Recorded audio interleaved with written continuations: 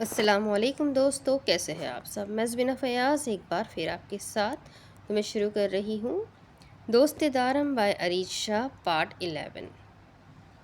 دارم سے بات کر کے وہ کافی حیران تھا کہ کیا سچ میں کل اس کا نکاح ہونے والا تھا۔ بابا سائی نے بھی تو اس بارے میں کوئی بات نہیں کی تھی۔ کیا زاوش جانتی تھی؟ شاید بابا سائی اس سے اسی لیے اپنے کمرے میں بلا رہے تھے، لیکن یوں اچانک اتنا جلدی یہ سب کچھ کیسے ہو سکتا تھا؟ یہ تو اس نے بالکل بھی سوچا ہی نہیں تھا۔ اسے زاوش سے بات کرنی تھی کہ کیا وہ جانتی تھی کہ کل اس کے ساتھ اس کا نکاح ہونے والا ہے، یا اسے بھی ابھی تک کچھ بھی پتہ نہیں تھا۔ یہ سوچ آتے ہی وہ سب سے پہلے زاوش کے کمرے کی جانب گیا تھا۔ اس کے کمرے کا دروازہ کھلا تھا اور سب سے حیران کرنے والی بات یہ تھی کہ تائی اماں سائی اس وقت اس کے کمرے میں موجود تھی اور کمرے کے اندر سے آوازیں بھی آ رہی تھیں۔ فی الحال اس نے کمرے کے اندر جانا مناسب نہ سمجھا، لیکن تائی اماں سائی کی بات نے اسے وہیں رکنے پر مجبور کر دیا۔ نہیں اماں سائی، میں ساحر سائی سے شادی نہیں کر سکتی، چاہے کچھ بھی کیوں نہ ہو جائے۔ میں کبھی بھی ساحر شاہ سے شادی نہیں کروں گی، وہ تو ایک نشئی ہے، دن رات سگریٹ اپنے لبوں میں دبا کے رکھتے ہیں، اور آپ چاہتی ہے کہ ایسے انسان کے ساتھ میں ساری زندگی گزاروں؟ بالکل بھی نہیں۔ میں کسی لولے لنگڑے سے شادی کر لوں گی، لیکن ساحر شاہ کبھی نہیں۔ میرا نکاح ان کے ساتھ نہیں ہوگا۔ میں مر کر بھی کبھی ساحر شاہ کی دلہن نہیں بنوں گی، یاد رکھیے گا۔ وہ کھلے الفاظ میں اپنے جذبات کا اظہار کر رہی تھی، جبکہ دروازے کے باہر کھڑا ساحر سائی اپنی مٹھیاں بھیجتا سختی سے اپنے ہاتھ ساتھ والی دیوار پر مار گیا تھا۔ اس کی ماتھے کی رگیں واضح ہونے لگی تھی، غصے سے اس کی آنکھیں بہت زیادہ سرخ ہو گئی تھی۔ اس کا بس نہیں چل رہا تھا کہ اندر جا کر اس لڑکی کی زبان کھینچ لے جو ضرورت سے زیادہ چل رہی تھی۔ اب تو میری شادی تم سے ہی ہوگی زاوش بی بی، اور اب تمہیں ساری زندگی اس نشے کے ساتھ ہی رہنا پڑے گا، وہ غصے سے کہتا ہوا وہیں سے پلٹ گیا تھا۔ ایک جنگ اس کے دماغ میں چھڑ چکی تھی، جبکہ دوسری جنگ کمرے کے اندر اب بھی جاری تھی۔ آواز کم رکھو لڑکی، خبردار جو اب کوئی بھی بکواس کی، اور تم ہوتی کون ہو یہ فیصلہ کرنے والی کہ تمہاری شادی کس کے ساتھ ہوگی اور کس کے ساتھ نہیں؟ یہ فیصلہ کرنے کے لیے تمہارے ماں باپ ابھی زندہ ہے، اور تمہاری شادی ساحر شاہ سے ہوگی، یہ فیصلہ تمہارے بابا سائی نے کیا ہے، اور اگر ان کے فیصلے کے خلاف جا کر تم نے ان سے بغاوت کی تو تم جانتی ہو کہ تمہارے ساتھ کیا ہوگا۔ لولا لنگڑا کہنا بہت آسان ہے، ایسے انسان کے ساتھ زندگی گزارنا ناممکن ہے، اور جس طرح ساحر سائی کو نشئی کہہ رہی ہو نا، یاد رکھنا نشے صرف سگریٹ نہیں پیتے بلکہ ہر حد پار کر جاتے ہیں اپنا نشہ پورا کرنے کے لیے۔ وہ سگریٹ پیتا ہے، اس کے علاوہ کوئی ایک برائی جو تم اس میں ڈھونڈ کر نکال دو؟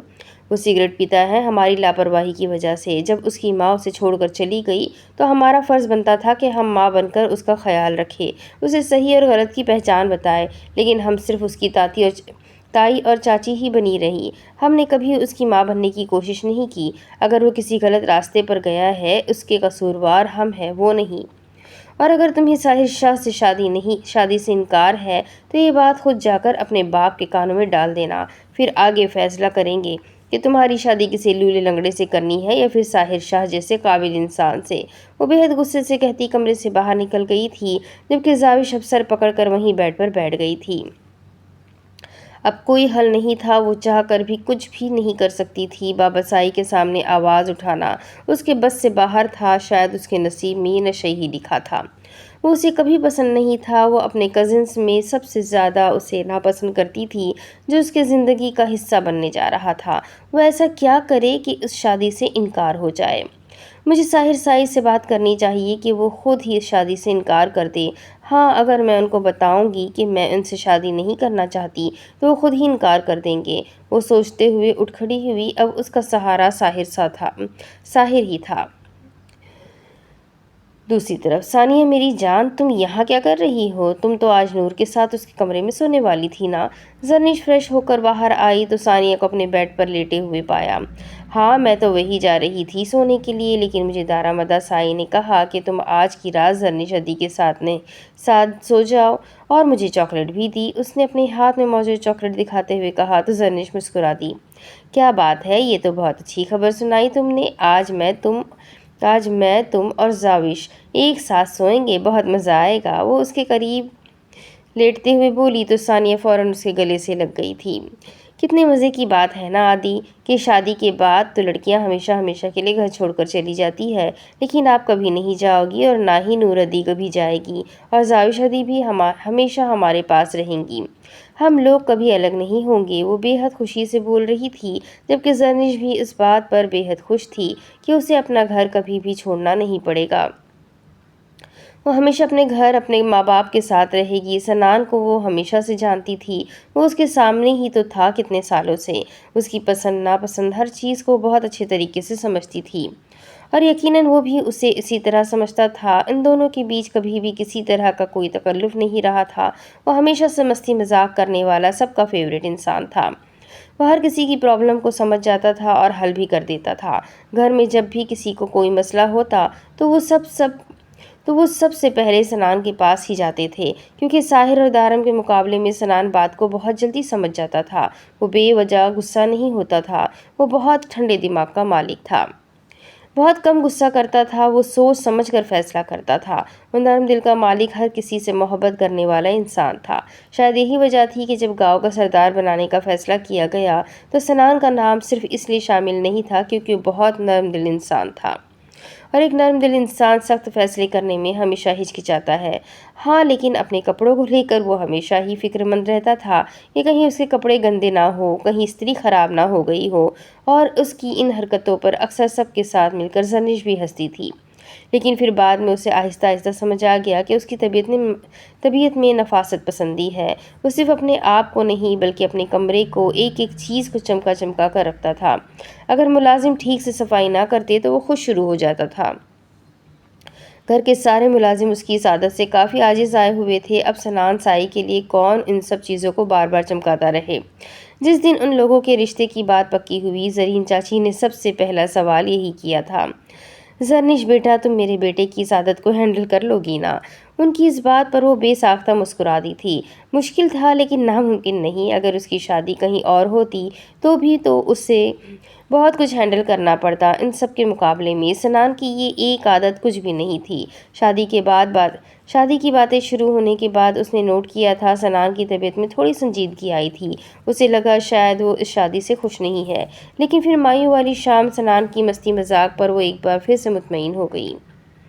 وہ غصے سے پاگل ہو رہا تھا، اس کا دل چاہ رہا تھا کہ ہر چیز کو تہس نہس کر دے۔ اس کی ہمت کیسے ہوئی تھی ساحر شاہ کو انکار کرنے کی؟ ساحر شاہ جس پر ایک دنیا مرتی تھی، وہ پدی سی لڑکی اس سے شادی سے انکار کر رہی تھی۔ وہ ٹھیک ہی کہتا تھا۔ وہ معصوم لومڑی کبھی بھی معصوم نہیں تھی۔ بچپن سے لے کر اب تک اس نے کسی نہ کسی طریقے سے ساحر شاہ کو غصہ دلایا تھا، اور اب بھی وہ یہی کر رہی تھی۔ آج بھی اس نے یہی کیا تھا۔ ساحر نے بنا کسی اعتراض کے اس معصوم لومڑی سے شادی کرنے سے ہاں کر دی، اور اب وہ اسے انکار کر رہی تھی، اور انکار کی وجہ سگریٹ۔ وہ اسے نشئی کہہ رہی تھی، اس سے شادی نہ کرنے کی وجہ تلاش کر رہی تھی۔ اس کا سگریٹ پینا اسے اتنا برا لگتا تھا کہ وہ اس وجہ سے اس سے شادی نہیں کرنا چاہتی تھی۔ لیکن ساحر فیصلہ کر چکا تھا، اگر اس نے شادی کرنی تھی تو صرف اور صرف زاوش سے ہی کرنی تھی۔ اگر تو وہ آسان الفاظ میں انکار کرتی، کہہ دیتی کہ ان میں شاید آگے جا کر انڈرسٹینڈنگ نہیں ہو سکتی، تو وہ شاید خود ہی اس شادی سے انکار کر دیتا، کہہ دیتا کہ ہم دونوں ایک دوسرے سے شادی نہیں کرنا چاہتے۔ وہ اس کے جذبات کا احترام کرتا، لیکن اس سے شادی نہ کرنے کی وجہ اس کا سگریٹ پینا تھا۔ سگریٹ پینے کی وجہ سے وہ اسے نشئی کہتی تھی۔ شکل سے کتنی معصوم لگتی ہے، جیسے دنیا بھر کی معصومیت اسی پر آ کر ختم ہوتی ہے، اور وہ مجھے نشئی کہہ رہی ہے۔ نہیں زاوش بی بی، اس بار تم نے غلط جگہ پنگا لے لیا۔ میں نشئی ہوں تو تم کیا ہو؟ سارا دن ناولوں میں گھسی رہتی ہو، فلم کے ہر ہیرو سے تمہیں محبت ہو جاتی ہے، اور تمہاری نظر میں میں نشئی ہوں؟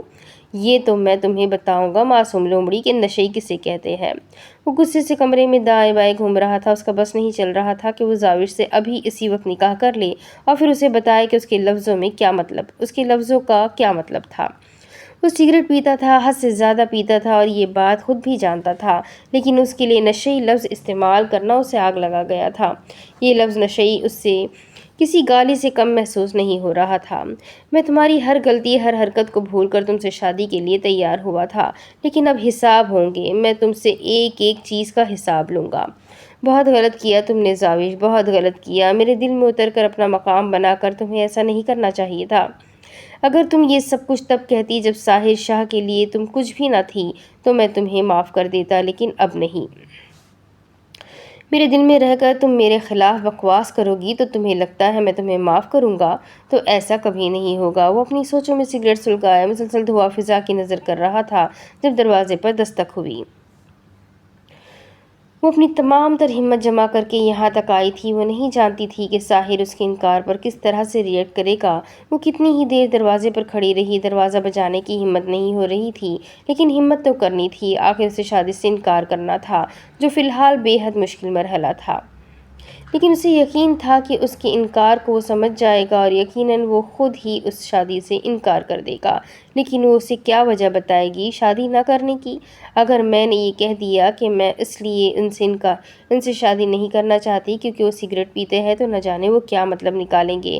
نہیں، یہ نہیں کہوں گی، کچھ اور سوچنا پڑے گا۔ ہاں، یہ کہہ دیتی ہوں کہ میں کسی اور کو پسند کرتی ہوں۔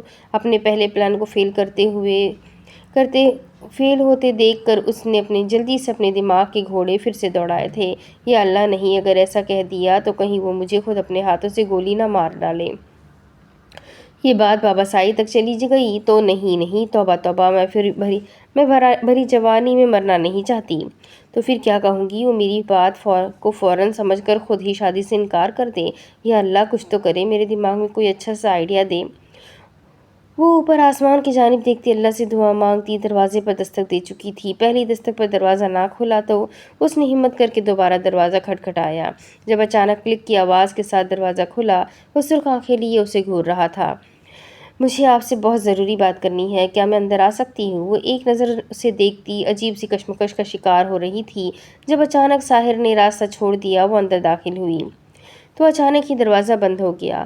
مجھے آپ سے بہت ضروری بات کرنی ہے۔ وہ دراصل آپ کو شاید پتہ ہوگا کہ گھر میں میرے اور آپ کے نکاح کی بات چل رہی ہے اور یہ لوگ سب ہی ہمارا نکاح کرنے کی پلاننگ بنا رہے ہیں، اور آپ مجھے بالکل بھی پسند نہیں کرتے۔ میں سوچ رہی ہوں کہ کیوں نہ آپ اس شادی سے، میرا مطلب ہے کہ اگر ایک دوسرے کو پسند نہیں کرتے تو شادی کے چکر میں پڑنے کی ضرورت کیا ہے؟ اس لیے آپ اس شادی سے میرے کندھے پر بندوق رکھ کر چلانا بند کرو۔ اگر تمہیں اس شادی سے انکار کرنا ہے تو کر دو، لیکن مجھے اس شادی پر کوئی اعتراض نہیں ہے، بلکہ میں تو بہت خوش ہوں کہ میں تم جیسی لڑکی سے شادی کر رہا ہوں، کیونکہ پائپ کی مار کو بھولا نہیں ہوں میں۔ وہ اسے دیکھتے ہوئے عجیب سے انداز میں مسکرایا کہ کیا مطلب آپ کی اس بات کا؟ وہ حیرانگی سے اس سے پوچھنے لگی۔ اسے سچ میں اس کی بات کا مطلب سمجھ نہیں آیا تھا، لیکن کچھ تو گڑبڑ ضرور تھی۔ مطلب تو میں تمہیں کل بتاؤں گا، نکاح کے بعد، کیونکہ کل جب ہمارا نکاح ہوگا تو ہم دونوں میں ایک گہرا تعلق بن جائے گا، جس کے بعد تمہیں مطلب سمجھانا میرے لیے کافی آسان ہو جائے گا۔ وہ بہت عجیب سے انداز میں بات کر رہا تھا۔ آپ پتہ نہیں کیا کہہ رہے ہیں، میں تو بس یہ کہنے آئی تھی کہ تم مجھ سے شادی نہیں کرنا چاہتی، اور اس کے لیے تم 2 سے 3 وجوہات بھی لائی ہوگی۔ کیا وجوہات ہے تمہاری؟ سب سے پہلی وجہ شاید میں غصہ کرتا ہوں، دوسری وجہ فضول میں رعب جھاڑتا ہوں، اور تیسری وجہ میں نشئی ہوں۔ اس کے علاوہ بھی کوئی وجہ ہے تو بتا دو۔ وہ گہری نظر سے اسے دیکھتے ہوئے بولا تو اس نے ایک نظر اسے دیکھا اور پھر نگاہیں چرا لی۔ یہ سب کچھ وہ کیسے جانتا تھا؟ یہ باتیں تو اس نے آج تک صرف اور صرف اپنی ماں کے سامنے ہی کی تھی، تو اس کو کیسے پتہ چل گئی تھی؟ میں آپ سے شادی نہیں کرنا چاہتی کیونکہ میں کسی اور، خبردار۔ اس کے الفاظ ابھی منہ میں ہی تھے کہ اچانک ساحر نے اسے بازو سے تھام کر اپنے بے حد نزدیک کر لیا۔ اس کے قریب تر کھڑا، اس کا نازک چہرہ اپنے ہاتھوں میں مضبوطی سے قید کرتا اپنی نظروں کے سامنے لایا تھا۔ خبردار، جو اپنے دل و دماغ پر کسی اور کا سایہ بھی پڑنے دیا تم میری ہو، صرف اور صرف ساحر شاہ کی، صرف میرا حق ہے تم پر۔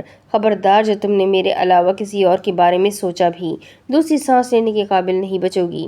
اس طرح سے سانسیں چھین لوں گا، یاد رکھنا۔ ساحر شاہ کی امانت ہو تم۔ اپنے آپ کو میرے نام کے ساتھ سوچنا شروع کر دو، کیونکہ اب تا حیات تمہیں اس نام کے ساتھ جینا ہے۔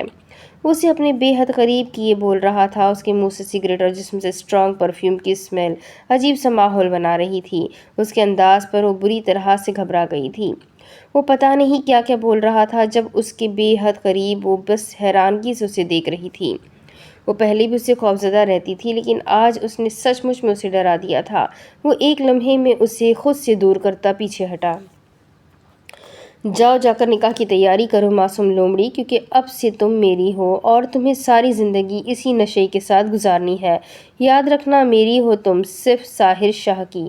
اس کی آنکھوں میں آنکھیں ڈالے وہ 2 قدم پیچھے ہٹتا بیڈ سے سگریٹ کی ڈبی نکال کر ایک اور سگریٹ سلگا چکا تھا، جبکہ زاوش اگلے ہی لمحے بنا کچھ بھی سوچے سمجھے کمرے سے باہر بھاگ گئی۔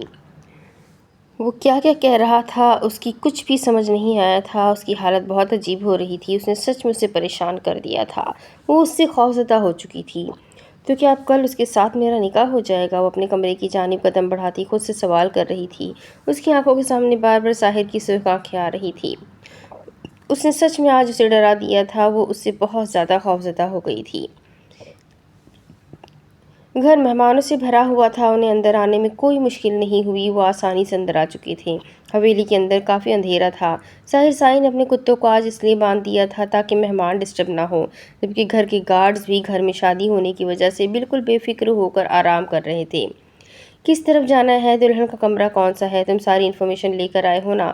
ہمیں کسی بھی طرح اپنا کام کر کے جانا ہے، ورنہ ملک صاحب کو تو تم جانتے ہی ہو، کوئی بھی کام ادھورا چھوڑا تو وہ ہمارا وہ حال کریں گے کہ دنیا دیکھے گی۔ ملک صاحب اپنے کام کے معاملے میں بہت سخت ہے، یاد رکھنا یہ ان کے بیٹے کی ساری زندگی کا سوال ہے۔ ہم دارمسائی کو اس حد تک خوفزدہ کر دیں گے کہ وہ دوبارہ ملک صاحب کا نام لیتے ہوئے بھی 1000 بار سوچے گا۔ یاد رکھنا دارمسائی کی منکوحہ زندہ نہیں بچنی چاہیے۔ آپ فکر نہ کریں جناب، ہم اس طرح سے آگ لگائیں گے کہ اس کا زندہ بچنا ممکن نہیں ہوگا۔ آپ بتائیں ان سب میں سے اس کا کمرہ کون سا ہے؟ آج تو اس گھر سے میت ضرور اٹھے گی، اس کا آدمی اس سے پوچھتے ہوئے یقین دلانے لگا۔ اس کا کمرہ اوپر سے دوسرا ہے اور ہم نے آگ بھی اسی کمرے میں لگانی ہے، لیکن اس بات کا خاص خیال رکھنا کہ آگ لگنے سے پہلے ہی ہمیں وہاں سے نکل جانا ہوگا۔ کسی کو کانو کان خبر نہیں ہونی چاہیے کہ کام کس طرح سے ہوا، بس دارم کو ملک صاحب سے پنگا لینے کی سزا دینی ہے۔ وہ اسے سمجھاتا، اسے اوپر کمرے کی جانب جانے کا اشارہ کرتا وہیں سے باہر نکل گیا، جبکہ وہ ایک نظر پوری حویلی کی طرف دیکھتا آہستہ آہستہ سیڑھیاں چڑھنے لگا۔ صبح کے 3:30 بج رہے تھے۔ اس وقت کوئی بھی ایسا نہیں تھا جو جاگ رہا ہو۔ شاید شادی کی تیاری اور تھکاوٹ کی وجہ سے سب لوگ گہری نیند میں اتر چکے تھے۔ وہ سیدھا اسی کمرے کی جانب گیا تھا جہاں کے بارے میں اسے بتایا گیا تھا۔ کمرے کو لاک نہیں کیا گیا تھا۔ وہ آہستہ سے کمرے کا دروازہ کھولتا اندر داخل ہوا۔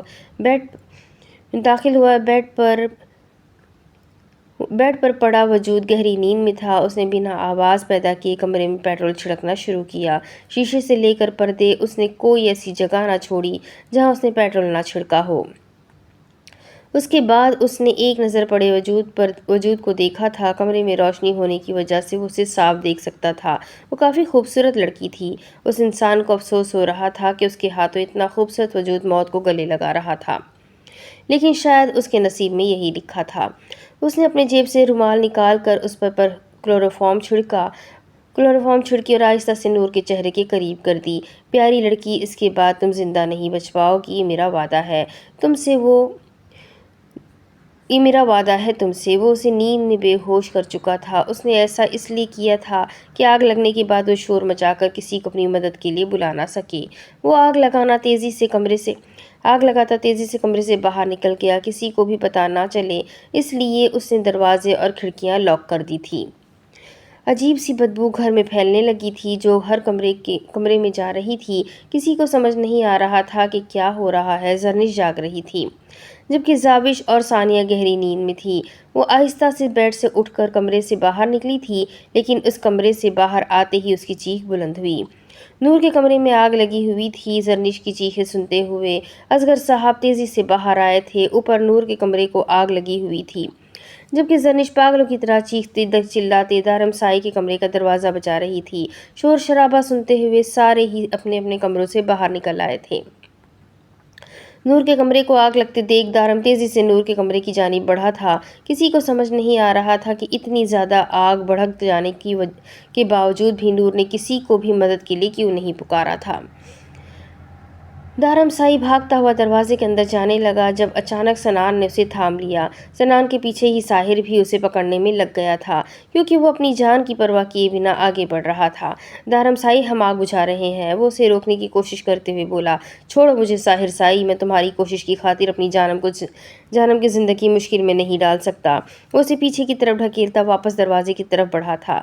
दरवाज़ा बंद था, लेकिन खिड़की से आग की लपेटें बाहर तक आ रही थी। आग बुरी तरह से फैल चुकी थी और यकीनन अब तक ये आग उसकी नूर को नुकसान भी पहुंचा चुकी होगी।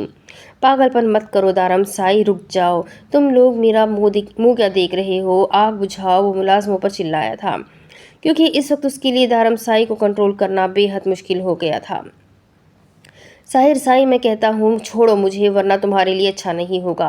वो धक्का देता बेहद गुस्से से हो रहा था। साहिर साई जहाँ उसके धक्के पर उससे अलग हुआ था, वो सनान साई भी जरा पीछे हट गया, जबकि वो उन दोनों को देखे बिना वो दरवाजे की तरफ भागा था। दरवाजे को 2-3 धक्के मारने के बाद वो खुल गया। वो बिना अपनी जान की परवाह किए तेजी से कमरे के अंदर चला गया था और उसके अंदर जाते ही सब परेशान हुए थे। अंदर हर चीज़ को आग लगी थी, कोई चीज़ ऐसी ना थी जिसको आग न लगी हो। पूरे कमरे में आग बुरी तरह फैल चुकी थी, यहाँ तक कि बेड की चादर को भी आग लगी हुई थी, जबकि नूर उसी बेड पर पड़ी थी। वो तेज़ी से नूर के करीब आया जब अचानक शीशा गिरकर उसके बाजू पर आ गिरा। शीशे को पीछे फेंकता वो दर की तरफ भागा था। उसने दर के गालों को हाथ से थपथपाया। दर दर दर उठो। वो उसे 2-3 बार जगाने की कोशिश करता रहा, लेकिन दर के वजूद में किसी किस्म की कोई हरकत पैदा ना हुई। तो वो उसे कंधों से पकड़कर झंझोड़ चुका था, लेकिन दर को तो जैसे दुनिया जहां का होश ही नहीं था। उसे इसी तरह बेहोश देख बहुत परेशान हो गया था, कहीं उसे कुछ हो तो नहीं गया। इस सोच के आते ही वो जैसे पागल हो गया था। वो पागलों की तरह कभी उसके हाथ पैर देखता तो कभी उसके गाल थपथपाता। उसे होश में आते ना देख वो तेजी से उसे अपने बाजुओं में भरे कमरे से बाहर निकालने लगा। शीशा गिरने की वजह से उसके हाथ पर बहुत बड़ा जख्म हो चुका था। मुलाजिम आग को बुझाने की कोशिश में मगन थे, जबकि नूर को बेहोश देख सबके रोंगटे खड़े हो चुके थे। नूर को क्या हुआ है दारम साई, ये ठीक तो है ना? सरमद शाह तेजी से सीढ़ियां उतरते उसके साथ आ रहे थे। चाचा साईं, मैं इसे अस्पताल लेकर जा रहा हूँ, परेशान ना हो, मैं आपको फ़ोन करके बताता रहूँगा। इंशाअल्लाह अल्लाह बेहतर करेगा। वो उन्हें समझाकर उसे लिए घर से बाहर निकल गया। दारम साई को बाहर जाते देख साहिर साई ने भागकर गाड़ी निकाली थी, जबकि सनान साई भी तेजी से उसके साथ ही आया था। सब घर वाले परेशान हो चुके थे। शादी वाले घर में इस तरह का वाकया पहली बार हुआ था। क्या ये सब कुछ नूर ने जानबूझकर किया था कि उसके पीछे कोई और बहुत बड़ी वजह थी? किसी को कुछ भी समझ नहीं आ रहा था। इस वक्त कोई भी कुछ भी सोचने की कंडीशन में नहीं था। सबको सिर्फ और सिर्फ नूर की परवाह थी, जिसकी जान इस वक्त खतरे में थी। सनान ने जल्दी से गाड़ी का दरवाज़ा खोला और नूर को गाड़ी की पिछली सीट पर दारम साई के साथ लिटाने में मदद की। साहिर ने तेज़ी से गाड़ी स्टार्ट की थी। वो जल्द से जल्द अस्पताल पहुंचना चाहता था। बज़ाहिर तो नूर के जिस्म पर किसी किस्म की कोई चोट नज़र नहीं आ रही थी, लेकिन उसका बेहोश होना उन्हें परेशान कर गया था, जबकि दारम साई के बाजू पर जलने का बहुत बड़ा निशान था। दारम साई, आपके बाजू पर भी काफ़ी गहरी चोट लगी है, आपका बाजू जल चुका है। साहिर ने उसका ध्यान उसके बाजू की जानिब दिलाया था। साहिर साई, मेरे बाजू की परवाह मत करो, तुम जल्दी अस्पताल पहुंचाओ। नूर का सर अपनी गोद में रखे उसे होश मिलाने की कोशिश कर रहा था। इस वक्त उसकी ज़िंदगी की जान खतरे में थी। वो कुछ भी सुनना या समझना नहीं चाहता था। दूसरी तरफ, तुम सच कह रहे हो ना? वो जिंदा तो नहीं बचेगी ना? देखो, अगर वो लड़की जिंदा बच गई ना तो मुझे बहुत नुकसान होगा, ये बात याद रखना। मलिक को जैसे ही खबर मिली थी कि उसका आदमी काम करके वापस आ गया है, उसने सबसे पहले उसे फ़ोन किया था। अरे जनाब, आप भरोसा रखें, मैंने आपको यकीन दिलाया है ना कि कुछ गड़बड़ नहीं होगी। अब तक तो वो लड़की सुकून की नींद सो चुकी होगी। मैंने कमरे को पूरी तरह से आग लगा दी थी। उस लड़की के जिंदा बचने की कोई उम्मीद नहीं है। अब आप भी आराम करें, सुबह होते ही आपको इस शादी वाले घर से मौत की खबर मिल जाएगी और फिर आप दारम साई को उसके निकाह की मुबारकबाद देने के लिए फ़ौरन फ़ोन ज़रूर कीजिएगा, ताकि उसे पता चल जाए कि उसने किससे दुश्मनी की है। मैं आपसे वादा करता हूँ मलिक साहब कि आज के बाद दारम साई कभी आपके रास्ते में आने की गलती नहीं करेगा। लेकिन आप मेरे काम की रकम कब तक अदा करेंगे, ये बता दीजिएगा। वो कहते हुए फ़ोन रख चुका था, जबकि मलिक बहुत खुश था, बेहद खुश। उसे जैसे बहुत बड़ी कामयाबी हासिल हो चुकी थी। उसने जल्दी से अपने मोबाइल से उस आदमी को पैसे ट्रांसफ़र कर दिए थे। आखिर उस आदमी ने उसका बहुत बड़ा काम किया था, ये तो उसका हक था। تم نے مجھ سے پنگا لے کر خود مجھ سے دشمنی مول لی ہے دارم سائی۔ مجھے یقین ہے کہ آئندہ مجھ سے بات کرتے ہوئے بھی تم نظر جھکا کر بات کرو گے۔ دوسری طرف یہ بے ہوش ہوئی نہیں ہے، انہیں بے ہوش کیا گیا تھا۔ یہ تو خدا کا شکر ہے کہ آپ لوگ وقت پر پہنچ گئے، ورنہ کچھ بھی ہو سکتا تھا۔ فی الحال وہ بے ہوش ہے، انہیں بے ہوشی کی دوا سنگھائی گئی ہے۔ سائی، یہ ایک مارنے کی کوشش تھی، پورا پلان کر کے ان کی جان لینے کی کوشش کی گئی ہے۔ ہو سکتا ہے آپ کے کسی دشمن نے یہ کام کیا ہو۔ اگر آپ لوگوں کو کمرے میں پہنچنے میں تھوڑی اور دیر ہو جاتی تو شاید یہ اپنی جان کی بازی ہار جاتی۔ جو بے ہوش کرنے کے لیے دوائی انہیں سنگھائی گئی ہے وہ اس حد تک خطرناک ہے کہ اگلے 4 گھنٹے تک ان کا ہوش میں آنا تقریباً ناممکن ہے۔ لیکن آپ پریشان نہ ہو، اب وہ خطرے سے باہر ہے۔ آئے سائی، اب آپ کو بھی پٹی باندھ دیتے ہیں۔ آپ کو بہت چوٹ لگی ہوئی ہے، پورا بازو جل گیا ہے، یہ آپ کے لیے کافی نقصان دہ ہے، زخم کافی گہرا ہے۔ ان کے گاؤں کا ڈاکٹر رضا اسے دیکھتے ہوئے کہنے لگا، سائی، آپ کو ٹریٹمنٹ کی ضرورت ہے، یہ بہت گہری چوٹ ہے، پلیز سمجھنے کی کوشش کریں۔ اس کے نظر انداز کرنے پر ڈاکٹر رضا نے اسے پھر سے سمجھایا، جب تک میری در کو ہوش نہیں آ جاتا تب تک میرے سامنے کسی بھی قسم کی بکواس کرنے کی ضرورت نہیں ہے۔ ڈاکٹر، جا کر اسے دیکھو، میں ٹھیک ہوں۔ آئی میری بات سمجھ میں؟ مجھے اس وقت کوئی بھی فضول بات نہیں سننی۔ وہ اسے دیکھتے ہوئے غصے سے بولا تو ڈاکٹر نظر جھکاتا وہاں سے تیزی سے نکل گیا۔ اپنے گاؤں کے سردار کی ثقافت کے قصے کہانیاں تو اس نے بھی سن رکھے تھے، وہ کیوں اپنی جان خطرے میں ڈالتا جبکہ اس کا سائی خود ہی کو سننا نہیں چاہتا تھا۔ سنان سائی، نور کیسی ہے؟ مجھے بتائے، گھر میں سب بہت زیادہ پریشان ہیں۔ سائی نے تو اپنی طبیعت خراب کر لی ہے، بچیوں نے رو رو کر اپنی حالت خراب کر لی ہے، نہ جانے کس کی نظر لگ گئی ہمارے گھر کی خوشیوں کو۔ مہمان بھی عجیب طرح کی باتیں کر رہے ہیں، پتہ نہیں وہاں میری بچی کس حال میں ہے۔ تمہارے چاچو سائی کہہ رہے تھے کہ نکاح کی رسم ملتوی کر دیتے ہیں، جو کچھ ہوا اس کے بعد نکاح کا ہونا تو تقریباً ناممکن سی بات ہے۔ ہمنا فون کان سے لگائے بے حد پریشانی سے کہہ رہی تھی، چاچی سائی فکر نہ کرے، اب نور بہت بہتر ہے، وہ بے ہوش ہے اس وقت، جیسے ہی اس سے ہوش آتا ہے ہم اسے گھر لے آئیں گے، اور نکاح ملتوی کرنے کی ہرگز کوئی ضرورت نہیں ہے، یہ صرف ایک حادثہ تھا اور حادثے زندگی میں ہوتے رہتے ہیں، ہم اپنی زندگی کی خوشیاں ان حادثوں کی نظر تو نہیں کر سکتے۔ آپ بالکل بے فکر ہو جائیں اور نکاح کی تیاریاں مکمل کریں، نور کو جیسے ہی ہوش آئے گا ہم اسے گھر لے آئیں گے، وہ اب پہلے سے بہت بہتر ہے، اس نے سمجھاتے ہوئے کہا۔ نور ایک بار گھر آ جاتی تو ہم آرام سکون سے ساری رسم کرتے، میرے خیال میں ابھی نکاح کی رسم کرنا مناسب نہیں، ہمنا چاچی نے کچھ سوچتے ہوئے پھر سے کہا۔ چاچی، کیوں مناسب نہیں؟ ماشاءاللہ سے نور اب بہت بہتر ہے اور ہم اپنی زندگی میں آنے والے دکھوں اور تکلیفوں کی وجہ سے اپنی خوشیوں سے منہ پھیر لیں گی کیا؟ میں آپ سے کہہ رہا ہوں نا، آپ آرام سے نکاح کی تیاریاں کریں، نور کو جیسے ہی ہوش آتا ہے ہم اسے لے کر گھر آئیں گے، گھر واپس آ جائیں گے، اب آپ بالکل بے فکر ہو جائیں، نور پہلے سے بہت بہتر ہے۔ وہ انہیں سمجھاتے ہوئے فون رکھ چکا تھا۔ یقیناً اچانک ہونے والے حادثے نے سب کو پریشان کر دیا تھا، لیکن سوچنے والی بات تھی کہ آخر یہ حرکت کی کس نے تھی اور کیوں؟ دھرم سائی اس کے قریب ہی بیٹھا ہوا تھا، اس کا ہاتھ دھرم کے ہاتھ میں قید تھا، مہندی سے سجے ہاتھوں پر اس کا نام تھا۔ جب آہستہ سے نور نے اپنی آنکھیں کھولی، اپنے آپ کو انجان جگہ دیکھ کر پہلے تو وہ خود پریشان ہو گئی تھی، پھر اپنا ہاتھ دارم کے ہاتھ میں دیکھ کر اسے دوسرا جھٹکا لگا تھا۔ اس نے ذرا سا اٹھنے کی کوشش کی تو دارم اس کے بالکل قریب آ گیا۔ آرام سے بیٹھی رہو، اٹھنے کی ضرورت نہیں ہے۔ وہ اس کے قریب ہوتا اسے سہارا دینے لگا۔ میں یہاں کیسے؟ کون لایا مجھے اور کیوں؟ وہ حیرانگی سے پوچھنے لگی۔ اسے تو ایسا کچھ بھی یاد نہیں آ رہا تھا جو اسے ہسپتال لایا جاتا، وہ تو بالکل ٹھیک تھی۔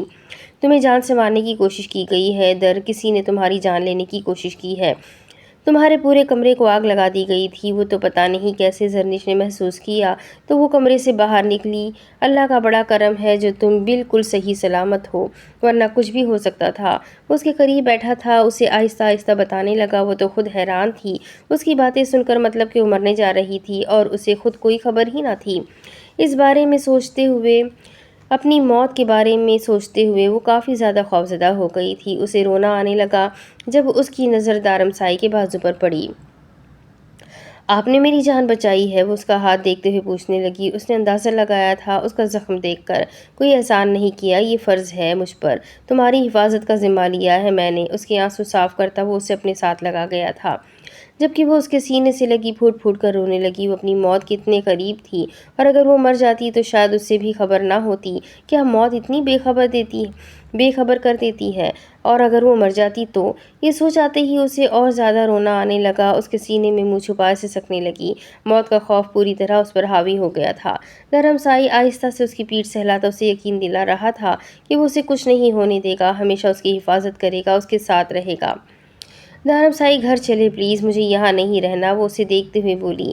دھرم سائی نے آہستہ سے اس کا چہرہ اپنے ہاتھوں سے صاف کیا اور ہاں میں سر ہلایا۔ ہاں واپس چل رہے ہیں، میں ڈاکٹر سے بات کرتا ہوں، اسے خود سے الگ کرتا۔ اس کے قریب سے اٹھا جب اس کا فون بجنے لگا۔ اپنے فون پر انجان نمبر سے کال آتے دیکھ وہ کمرے سے باہر نکلتا فون اٹھا چکا تھا۔ کیسے ہو دھرم سائی؟ یقیناً اپنی منکوہا کے جنازے کی تیاریوں میں مصروف ہوں گے۔ دوسری طرف سے ابھرنے والی ملک کی آواز کو وہ بہت آسانی سے پہچان گیا تھا۔ تو یہ حرکت اس آدمی نے کی تھی۔ دھرم سائی کے ماتھے کی رگیں باہر آنے لگی تھیں۔ اگر وہ اس کے سامنے ہوتا تو یقیناً وہ اس کا قتل کر دیتا۔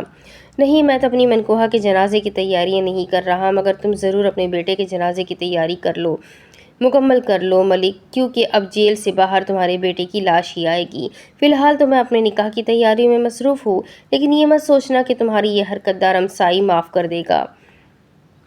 اپنے کندھے مضبوط کر لو، بہت جلد تم اپنے کندھوں پر اپنے بیٹے کا جنازہ اٹھاؤ گے۔